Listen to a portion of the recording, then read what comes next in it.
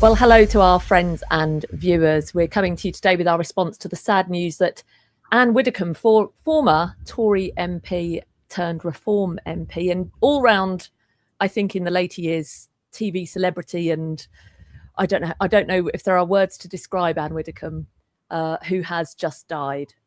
Foremost is the fact that she was a Catholic, which is why we've come to you today with our response. A convert, isn't she, Mark? Yeah, she was a convert from the Church of England, quite famously. I think it was over the second round of big converts in England due to female ordination. And although that makes it sound misogynistic, and obviously she was a woman, but that wasn't. It was over authority. That was, if the Church of England can change its mind on something so fundamental that Christians have believed for hundreds and hundreds of years, then her opinion was basically they're not the true church, and I think she was completely right in that. So do I. She was such a character, such a great character. It was quite a shock because I woke up this morning, Mark, about 5 a.m. and not stopping to think of the time and the fact that I might disturb you. I messaged you, didn't I, about 5:10 saying there's reports that Ann Widdecombe's died, but when I clicked on the page, it said page not found. So I didn't know what was going on at first. And then a short time later, you, always working, replied, yes, she has died. So it is a great sadness. She was an unbelievably courageous character. And when you think back to some of I don't know if my fan it's so hot here. Is my fan disturbing the piece? No, I can't hear it. Can't hear it. Okay, great. Yeah, she's such a character, and I think it's easy to say that the way in which she stood courageously was easy, but I don't think it would have been at all. She was often a lone voice in the wilderness and faced numerous attacks and cancellations. Even before cancelling people became de rigueur, she was cancelled for her remarks. And the remarks were really, I think, completely common sense remarks often. But she also did something incredibly brave, Mark, in today's climate, which is she actually voted according to her conscience on all manner of life issues, on all manner of issues, social justice issues and so on. And we do find today, don't we, that even Catholic MPs, those who make something of their Catholicism, are found, when you look at the record, to have voted in favour of, fewer limitations on abortion or right to die or gay marriage. But she never did. She really never did. Yeah, she was pretty impressive in that. And she maintained a belief in objective truth, which I think she spoke very clearly. It was interesting. The new health secretary, James Murray, I think his name is, we call him Megamind in my house. My daughter's convinced that he's the spitting image of Megamind. And no one knows who he is because he's the replacement for Wes Streeting. So he's only been in for 2.5 weeks and we've never heard of him before. No. But anyway, he was on BBC Breakfast this morning and he was, using that horrible, snidey manner that sometimes politicians have when he was asked to comment on her, and basically saying, well, she had some very strong opinions and she was, quite happy to say what those opinions were. And I thought, well, how dare you? That's what we want from our politicians. We want them to have answers. We want them to have solutions. We want them to be able to speak the truth, not the mealy-mouthed, mediocre pap that you're doling out to try and save your own backside all the time, matey. So I was spitting venom at him this morning.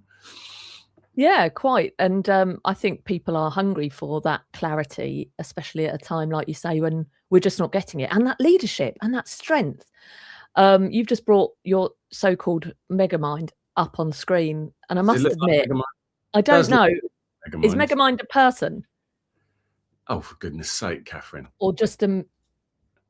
I'll have to show you a he's got a generous brain.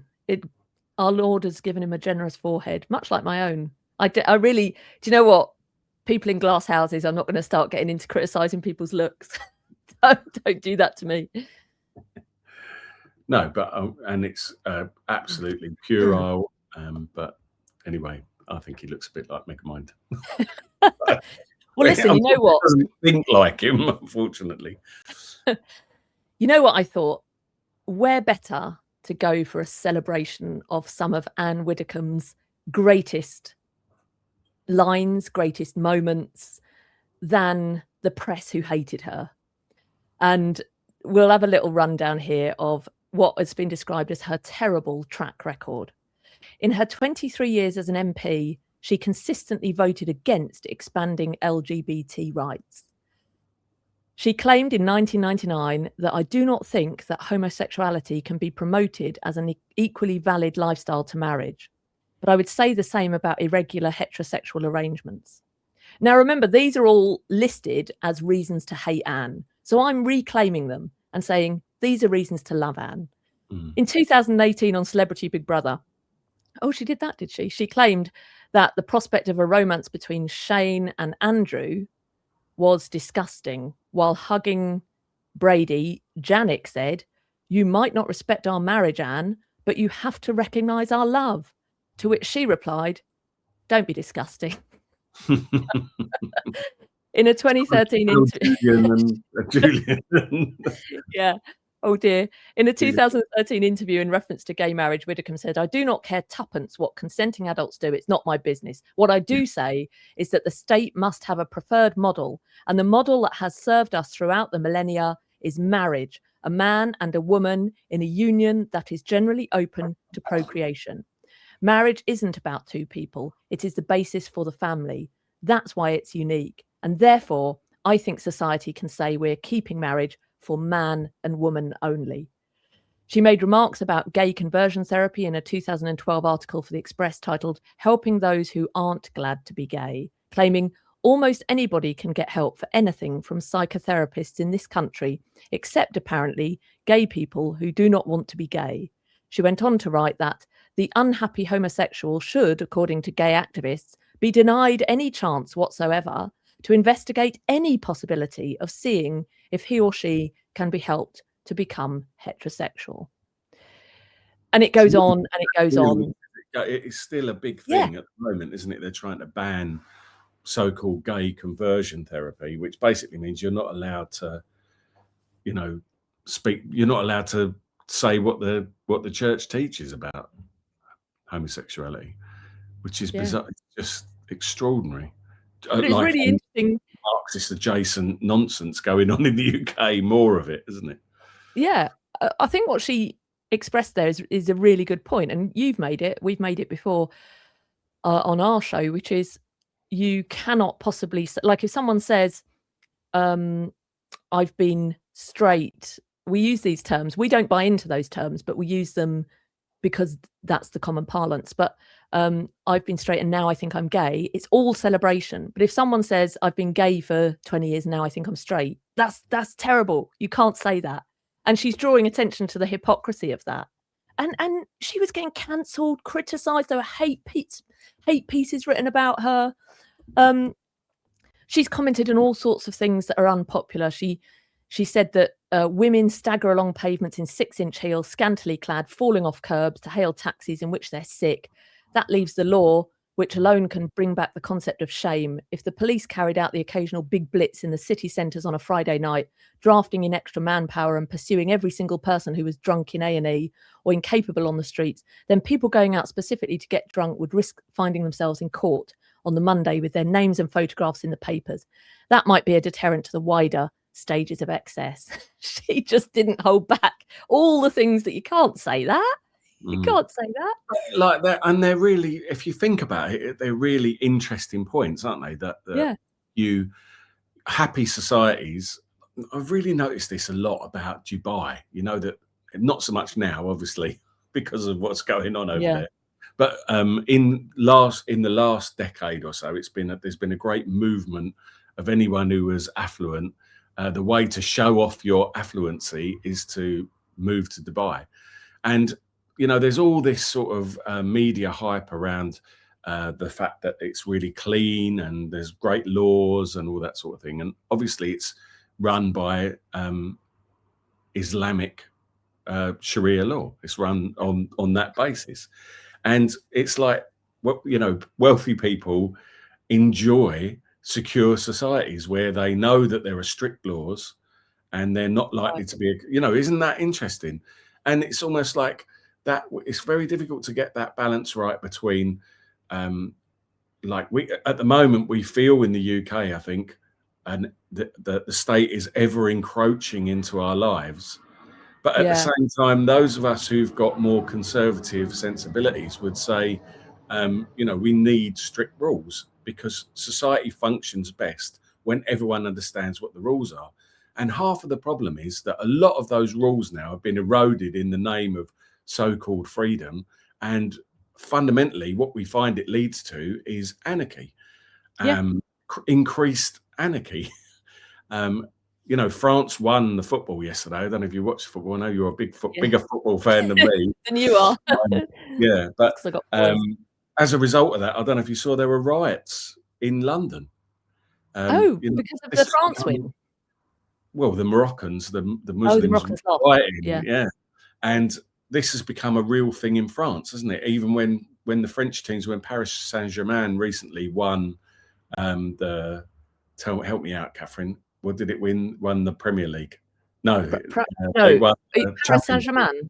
Yeah, they won the Champions League. You got it. Against Harry Kane's team. Yeah, Bayern Munich. Is that who it is? See, now I'm testing you. You make out like you're a big. No, so, you know what? I feel bad now. I'm half looking at Ann Widdecombe comments, and half. That's a terrible thing to do. I'm so sorry. What a terrible. I was doing it as a model for what not to do. Yes.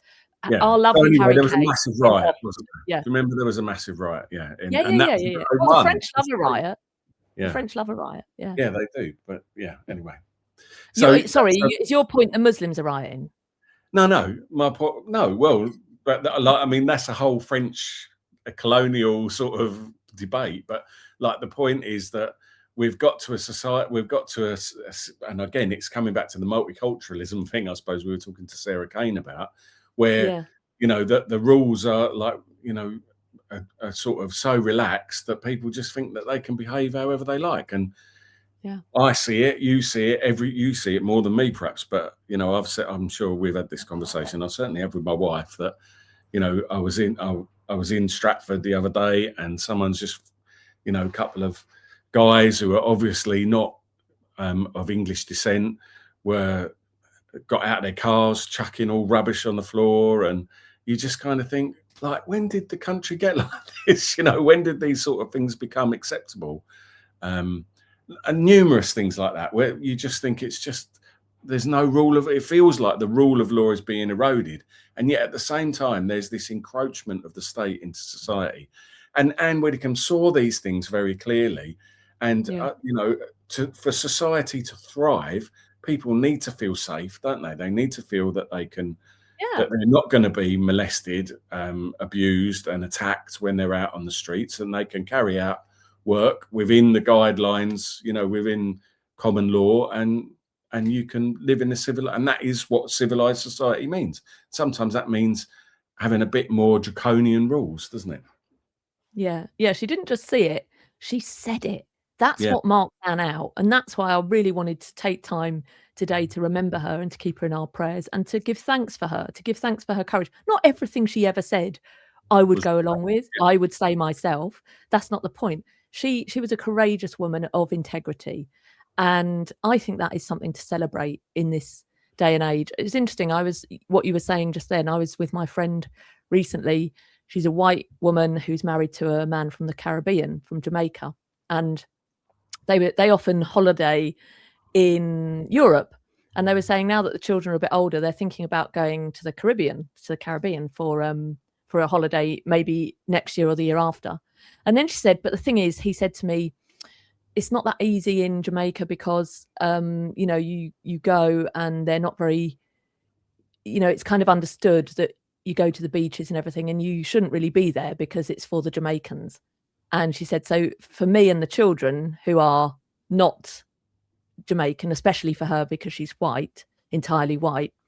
I've just seen you pulled up a picture of Megamind. Right, let's come back to Megamind. Now is not the time for Megamind, Mark. Sorry, anyway, yeah, Jamaicans are racist. And then we had a discussion, and I was kind of saying, on the one hand, yeah, that sounds awful, but on the other, she understood it as a way of preserving their country, a way of preserving their culture, and it's not just accepted that you just pile in a load of Brits pile in and take over the beaches and everything else, and it's kind of frowned upon. And we said, can you imagine if that, here, if we had some kind of, like, if it was just more accepted that we just don't. The best example of that, I think, at the moment is the culture swapping that you see going on in TV and movies, isn't it? Like, we've just got a film that's just about to come out is The Odyssey, and Tom Nolan's The Odyssey, and it's being, slated online. Christopher Nolan, that's him, that's the fella.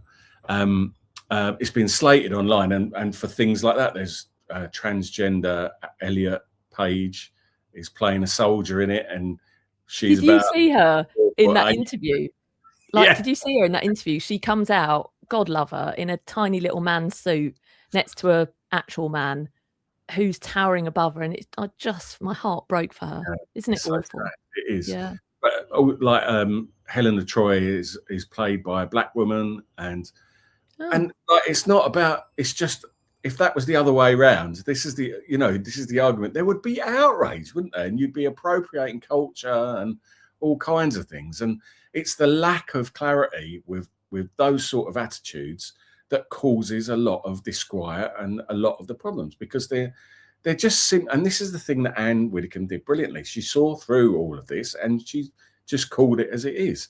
And it's difficult to articulate it, because you want to say, you don't want to sound like you're a loony, that you're hateful of anyone or that you're prejudiced against anyone, because that's not what it is. But when you've got, like, Lord of the Rings being played by all these culture swapped characters, it just, and worse than that, period dramas, Macbeth and all that kind of thing, it just gets a bit ridiculous. And if it was the other way around, a big thing at the moment for, like, I really am, one of my fascinations is, I don't know if we've spoken about this, Maori culture. I don't know why I'm absolutely fascinated by it. But I got you to watch the Hawaiian thing, didn't I? Last summer, we were driving back from France, and I think we had a massively long drive, and you said, watch this, it's quite good. And I started watching it. I haven't finished, I must be honest, because it was irritating me, and perhaps you'll say why. Well, there was a lot of like that sort of thing going on, wasn't there? In that the women were ruling the roost and stuff like that. But like, one of my favourite Maori films, which is all in Maori, is The Deadlands. Have you ever seen that? Which is like, so like, in a lot of ways, it's brutal. It's because they were a brutal people. And this is the point. It's like, now, if you follow it on, TikTok or Facebook or anything like that, like Maori stuff, there's a lot of white people pretending to be Maori, and, like, obviously they're getting slated for race appropriation. But the whole thing is like, look at our culture. And I was watching a documentary the other day from New Zealand about, sort of the early wars between the redcoats and between the British invaders and and who would battle, who would actually win. And it was done very sympathetically, like the redcoat, the English invaders. But the truth, if you look up the history, was that the Maoris were on, half the Maoris were on the English side. It's never quite as simple as whites against indigenous. There's always a little bit of complication going on there. And, to coin a phrase that I know you particularly enjoy, they were literally eating each other. They were literally eating each other. That was part of their thing. And somehow now we're meant to think that this was a really glorious, I'm sure there were some nice bits of Maori culture, like the feathery dresses that they used to wear and the poi, and, there's lots of, but I mean, fundamentally, like, Christianity saved these people, didn't it? Or am I missing? Am I missing something here? Absolutely, you're not missing anything. That is the story. That is the truth. But it's not a truth that's taught in schools. It's not a truth that we say to our young people. And to go back to Anne, to keep going back to Anne, because it's Anne that's stirring these kind of conversations. You said she said these difficult things, and then you sort of said, we try to address these, but we're always trying to be careful. And in some ways, that's what I loved about her. She was very articulate. She was very quick-minded. She didn't need to worry too much about finding the right words. They always came. But she didn't seem to be someone who was churned up inside with whether she'd said the wrong word or whether she'd offended somebody. She just spoke with clarity, cutting through the nonsense. And for that, she was a polarizing figure. She was applauded by those who are longing for that common sense, and absolutely derided by those who are on the bandwagon for DEI. I mean, the articles, if you look today, you'll see the articles full of praise or articles full of absolute hatred. And of course, when it became that it wasn't sticking, the accusations of homophobia, of sexism, of racism, they then went to the ultimate and started accusing her of being a neo-Nazi, and started saying that she'd been on podcasts with people who deny the Holocaust. Well, we know what that's like. It's a trump card that people pull. Oh, this will totally ruin their reputation. And she didn't give a hoot. She demonstrated that's total rubbish. I went on to talk to this person about this other thing. Don't try and drag me into what else they might have said. She showed she'd written books. She'd been on councils. I think she was involved in Friends of Israel, conservative Friends of Israel. She'd written a novel actually about the horrors of the Holocaust. So that didn't stick because she didn't let it. She said, no, I'm going to talk to this person. What they do, they're answerable for. But again, we see that those attempts to shut someone up, whatever way you can find. And that's like the ultimate. That's the ultimate. Yeah. In fact, these people don't seem too bothered about anything she said about Muslims, which is odd. But they were definitely very hot and bothered about anything to do with anti-Semitism. I've just seen this pop up, which is really quite. I'm still looking at Megamind. I don't know if it's breaking news, but it looks like goodness, that she was found with some serious injuries, unfortunately. Oh my! So it looks like they're looking into the possibility that she's been murdered, Katherine. That's breaking news, just as we. Oh, good Lord! Right now. So that's put a different bent on it all the time. And it might be that, the things that we're talking about, her straightforwardness has led some lunatic to go and cause her harm. So God love her. That's terrible. Because it's funny, when the news broke this morning, when you mentioned it, and, Louise, my wife, said, that's, she's not that old. Do you know what I mean? It's a bit of a shock, but was she ill or something like that? So there you go, breaking news there. My gosh, that is awful. Yeah, that does. And obviously we've spoken thus far on the understanding that she had died of natural causes, and this wasn't something we were aware of.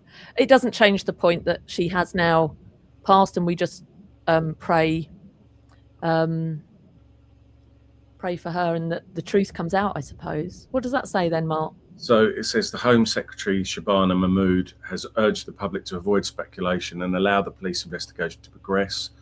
In a post on X, she writes that the circumstances of Ann Widdecombe's death are extremely distressing. She says she was deeply saddened to hear of her death, adding that my thoughts are with Ann's family and her loved ones. She says she's spoken to the Chief Constable of Devon and Cornwall Police and says the Home Office stand ready to provide whatever they need. The report says that Devon and Cornwall Police say that the 78-year-old was found at a home on Dartmoor in Devon on Thursday with serious injuries. They're looking for a white male in connection with their investigation, which they say is moving at a significant pace. So very, very concerning news.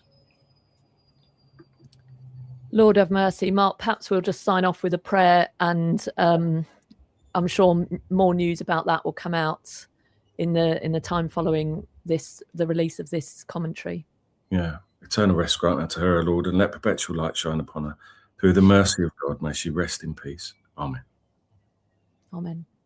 Right. Thanks. God bless. Bye-bye.